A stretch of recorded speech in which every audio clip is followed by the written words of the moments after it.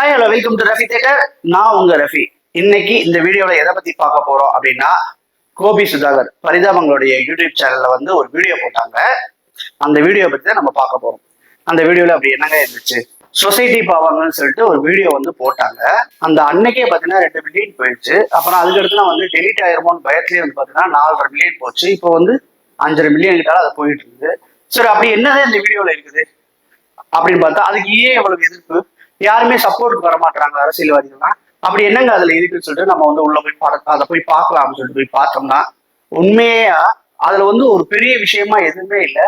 சமுதாயத்துல ஒரு இடத்துல நடந்த விஷயத்த எந்த மதம்ன்றது குறிப்பிடாம அவங்களுடைய அட்ராசிட்டியோட அந்த வீடியோ வந்து அந்த மெசேஜ் பண்ணியிருக்காங்க. அதை நம்ம பார்க்கும்போது உண்மையா சொல்றேன், ஒரு சில பேருக்கு உறுத்ததான் செய்யும், அதுல சந்தேகமே கிடையாது. ஏன் உறுத்துனா என்ன, உங்களுக்கு அதை வந்து அவர் என்ன பெருசா வந்து உங்க ஜாதியோ ஏன் ஜாதியவோ இல்ல பாத்துக்கிட்டு இருக்க உங்க ஜாதியவோ அவர் வந்து மிரட்டி பண்ணாரா இல்ல இது பண்ணாரா போர்ட்ரேட் பண்ணாரா, எதுவுமே இல்லை. ஒரு சமீபத்துல ஒரு நடந்த இன்சிடென்ட வந்து அவர் கற்பனையை பண்ணி கூட பண்ணிக்கலாம். வேணா உங்களுக்கு படத்துல பண்ற மாதிரி இது வந்து யாரையும் குறிப்பிடணும் அவ்வளோன்னு ஒரு கார்டு போட்டா நீங்க ஒத்துப்பீங்களா? சினிமாலாம் அப்படிதான் பண்றாங்க. தெரிந்தோ தெரியாமலோ ஒரு கேரக்டர் வந்து உங்களுடைய யாராவது பிரதிபலிச்சா அதுக்கு நாங்கள் பொறுப்பு இல்லை, முழுக்க முழுக்க கற்பனை இப்படிக்கு டைரக்டர் இப்படிலாம் போட்டிருக்காங்க. அது வந்து நல்லா வச்சாவே தெரியும் இது வந்து இந்த இதை சொல்லிதான் பண்ணாங்கன்னு சொல்லிட்டு.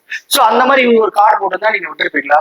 அவங்களுக்கு ஏன் இவ்வளவு மாதிரி எதிர்ப்பு திணிக்கிறீங்கன்னு சொல்லி எனக்கு தெரியல. மீடியாங்கிறது பாத்தீங்கன்னா பயங்கரமான ஒரு ஆயுதம். அதுல சொல்லப்படுற விஷயங்கள் வந்து மக்கள்கிட்ட வந்து ஈஸியா போய் ரீச் ஆகும்.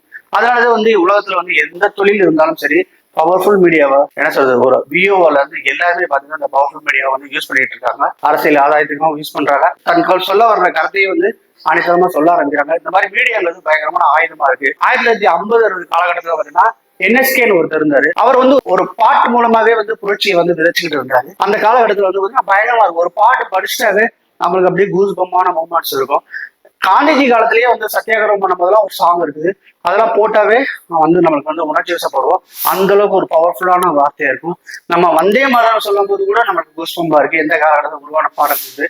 ஸோ பாட்டு மூலமாகவும் தன்னுடைய நடிப்பு மூலமாகவும் சில இதை வெளிப்படுத்தி வந்தாங்க, புரட்சி செஞ்சுட்டு வந்தாங்க. அதுல நிறைய பேர் இருக்காங்க. சினிமா தொழில பார்த்தோன்னா 50 காலகட்டத்துல என்எஸ்கே பண்ணாரு. என்எஸ்கேக்கு அடுத்து பாத்தீங்கன்னா நம்ம எம்.ஆர். ராதா சார் வர்றாரு. அவர் பாத்தீங்கன்னா அந்த மூட நம்பிக்கையில எல்லாம் முற்றிலுமா உடைச்சாரு. ஜாதி சம்பிரதாயம் சடங்குகள் இதெல்லாம் உடைச்சிட்டு மூட நம்பிக்கையில உடைச்சிட்டு அவரு ஒரு தனி பாதையில பயணம் செஞ்சாரு. ரொம்ப சூப்பரா இருந்துச்சு. மக்களுக்கு வந்து ரொம்ப அவரை வந்து விரும்பினாங்க. ஒரு காலத்துல வந்து பாத்தீங்கன்னா முதல்ல வந்து 1 லட்சம் வாங்கின நடிகர் வந்து என்.எஸ். கிருஷ்ணன் சொல்றாங்க. என்.எஸ். கிருஷ்ணனுக்கு அடுத்து பாத்தீங்கன்னா எம்.ஆர். ராதா சொல்றாங்க. அந்த அளவுக்கு வந்து பாத்தீங்கன்னா அவருடைய வார்த்தைகளும் சரி, அவருடைய பாடி லாங்குவேஜ் எல்லாமே பாத்தீங்கன்னா சமுதாய சீர்திருத்தத்துல ரொம்ப உதவுச்சு. அதுக்கடுத்து பார்த்தா சின்ன கலைவாணர் வந்தாரு. சின்ன கலைஞர் வந்து அவரால் என்ன செய்ய முடியுமோ, பெரிய படத்துலயும் சரி சின்ன படத்துல சரி அவரால் முடிஞ்சதை அழகா சொல்லிட்டு இருப்பாரு. என்னடா 250 ஸ்பேர் பார்ட்ஸ்ல ஓடாத லாரியாடா எலுமிச்சம்பழத்துல ஓட போகுதுன்னு சொன்னதெல்லாம் பாத்தீங்கன்னா அது வந்து என்னன்னா யோசிக்க வச்சுச்சு. நம்மள நிறைய பேருக்கு யோசனை பண்ண வச்சுச்சு.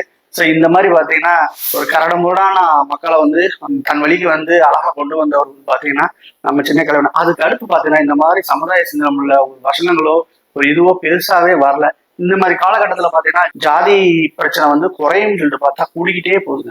அங்கங்க பார்த்தீங்கன்னா ஆணவ கொலைகள், இந்த கொலைகள் எத்தனை நடந்துட்டே இருக்கு. அடிச்சு கொள்றாங்க சில இடத்துல பார்த்தீங்கன்னா ஜாதி கொடுமை, இந்த மாதிரி விஷயம் நடந்துகிட்டே இருக்குது. ஏன்னா இவ்வளவு ஒரு கட்டத்தை கூட விவேக் சொல்லுவாரு, எத்தனை காமராஜர் எத்தனை அம்பேத்கர் வந்தாலும் உங்கள்கிட்ட திருத்தவே முடியாதா அப்படின்னு சொல்லுவாங்க.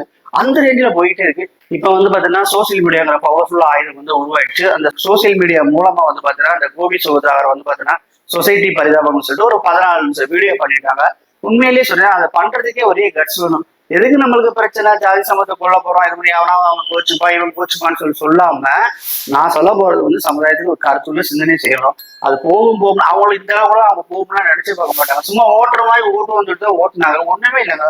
ஒரு சாதாரண ஒருத்தரை வந்து அப்படி எப்படி சிமுலேட் பண்ணி அவன் ஜாதி வரி அவன்கிட்ட உடம்புல ஊட்டி அடுத்த செகண்டே பார்த்தோன்னா ட்ரெஸ் மாத்திட்டு வர்றான். அவனுக்கு வந்து குறியீடு வைக்கிறான். சிகப்பு கயிறு கட்டினா ஒரு ஜாதி, கருப்பு கயிறு கட்டினா ஒரு ஜாதி, மஞ்சள் கயிறு கட்டினா ஒரு ஜாதி. இந்த மாதிரி பாத்தீங்கன்னா ஜாதிகள் வந்து பாத்தீங்கன்னா அவங்களும் சைன் பண்ணிட்டு இருக்காங்க. அந்த காலத்துல 3 ஜாதி இருக்கும். ஒண்ணு பட்டை அடிக்கிற ஜாதி, ஒன்னொன்னு சிலுவை போட்டுருக்க ஜாதி, ஒன்னொன்னு புல்லா போடுறது, 3 இருக்கும். இப்ப பாத்தீங்கன்னா அந்த ஜாதிக்குள்ளேயே பாத்தீங்கன்னா ஒரு படத்துல வந்து ஒரு விஷயமும் பாத்தீங்கன்னா சைன் பண்ணி வச்சுக்கிட்டே போயிருக்காங்க. உண்மையில குழப்பம் ஆயிடுச்சு. இது எந்த ஜாதியை சொல்றாரு அப்படிங்கிற அளவுக்கு வந்து குழப்பம் வந்துச்சு.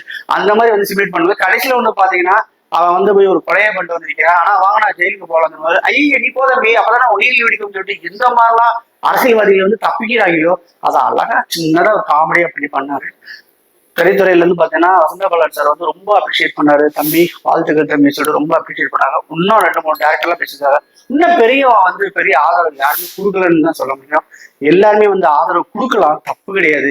அவங்க ஒன்றும் மிகப்பெரிய தப்புலாம் செய்யல.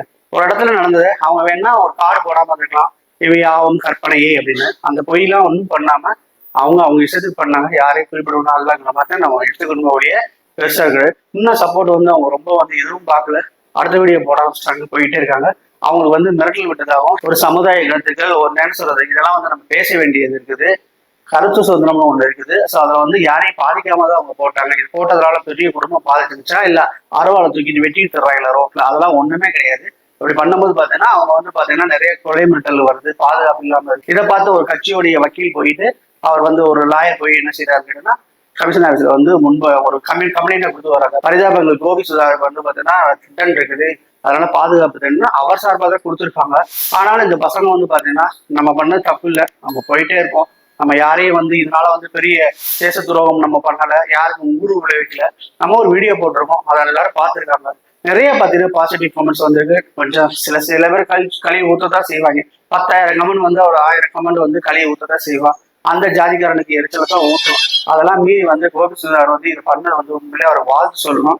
உண்மையிலே பெரிய விஷயமா நான் நினைக்கிறேன். அவங்க தைரியத்தை வந்து நம்ம பாராட்டி ஆகும். இந்த கோபி சுதாகர் எப்பவுமே வந்து சின்ன திரையில வந்து என்ன செய்வாங்க, சின்னதா வந்து சோசியல் மீடியா இன்ஃபுளுன்ஸ் ஆகும், அது சின்ன திரை போவாங்க, அடுத்து பெரிய திரை வர வந்து எல்லாருமே வந்து அந்த மாதிரி பண்ணிட்டு இருக்காங்க. இந்த கோபி சுதாகரும் பாத்தீங்கன்னா ஒரு படம் பண்றாங்க.